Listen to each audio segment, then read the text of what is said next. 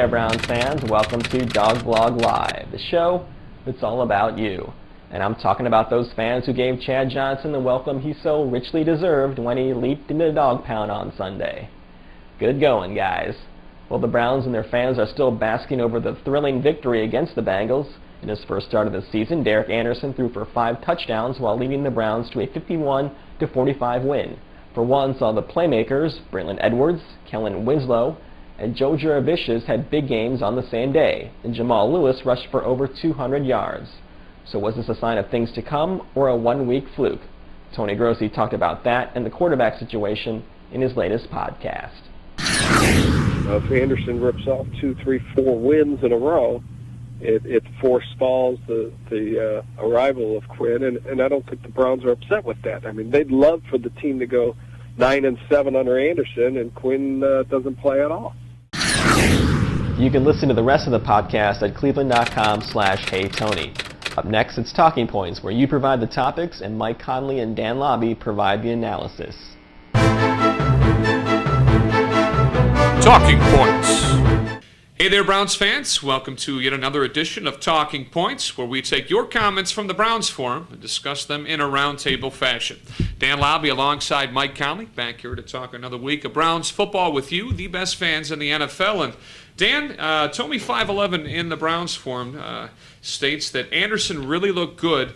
You can't take anything away from what he did. He wants to see, though, how he does when the defense doesn't give him much. Well, Anderson did look good, and we've seen him look good before, but he is a guy that has a tendency to make a big mistake. We saw it in this last game against Cincinnati. He threw that horrible interception to start the half. It'll be interesting to see what he does against Oakland. That's a good secondary and a good defense in general.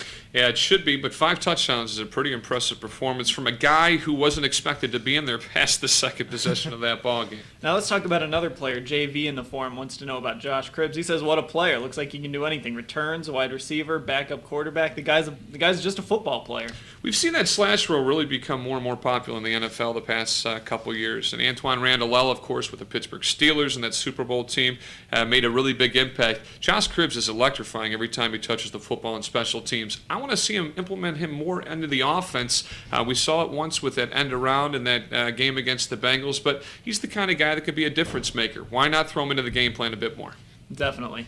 All right, well, reality, or B29 in the chat room states that reality is we're not going to win that many games with the defense if they continue to play the way they did against the Bengals. Well, it depends how you look at that game against the Bengals. This defense has looked pretty bad, but any defense was going to look bad in that game, to be honest with you. You know what, though? In the NFL, it's a win-driven business. The Browns won on Sunday. I don't care how they did it. They won, and yeah, the defense needs to be improved, but let's enjoy it. Well, more importantly, Dan, when they had to make the big stop, they did. How many people were sitting on edge in their seats at home or at the stadium when Carson Palmer got the ball and late in the fourth quarter and he's starting to drive the Bengals down the field? They were only trailing by 6, and Lee Bodden, who got picked on all day, came up with a big interception to seal the victory for the Browns. That's a positive move by that defense moving into this week. And, there's not a person watching that game that would have been surprised had the Bengals pulled that out in the closing seconds.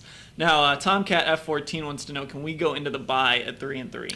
It's an interesting thought, because after the Week 1 loss to the Steelers, we were all down on ourselves. Here we are 1 week later, kind of gloating over this big win against the Bengals. Now, it's very important for the Browns to come out and make a statement and string back-to-back wins this week against the Raiders. I think they're capable of doing that, considering Josh McCown at quarterback and a guy that has had problems turning the ball over the past few weeks of the season. But going into it, you look at the remaining games. We play Baltimore at home. We go to New England, which is a very tough game, and then we face the Dolphins back at home prior to the bye week. 3-3 seems to be a reasonable landmark at this point in time. Well, when I first read this, I thought, oh, no way can they be 3-3. But, Oakland's a winnable game. Miami's definitely a winnable game. They've been horrible offensively.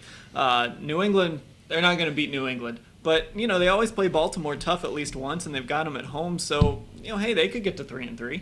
Well, the excitement has returned for Browns football, and I'm glad that we are a part of it here at Dawg Blog Live. Now it's time to send it over to Alana Monroe in this week's Browns Mailbag. Thanks, guys. Did you have to pinch yourself Monday morning? If so, you're not the only one. The 51-45 Browns victory over the Bengals instilled some hope in the fans, not to mention some positive national media attention.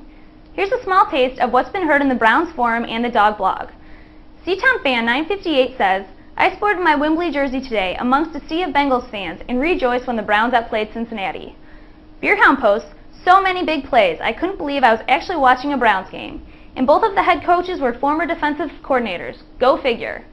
BDog2210 adds, the best game I have ever been to. While the Goo comments, the best stat of the day is that we gave up no sacks. What a great week to be a Browns fan. Post more of your thoughts below about the high-scoring victory or give your predictions for this week's game in Oakland. Last week, we asked for photos of you sporting mediocre ex-Browns jerseys. Craig Norris uploaded this shot of what began as a Tim Couch jersey. Mike Brett said in this shot of a fan rocking his classic Antonio Langham jersey on the way to the stadium.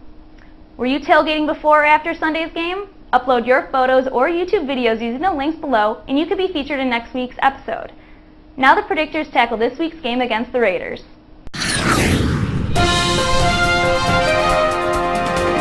Predictors. A wise man once said, confidence is a dish best served warm. I am that wise man. Browns 24, Raiders 21. Get this. Browns win again. Did I really just say that? Browns 28, Oakland 20. I haven't seen the Browns win 2 in a row since '03. That changes this week. Browns 21, Raiders 17.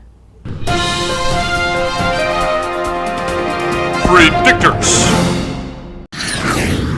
So, who do you think will win? Click on the predictors link to make your pick. And remember to post your comments and send in your photos using the links below, and we'll use them for next week's show. Stay tuned next time when we look ahead to the Ravens game. We'll see you then.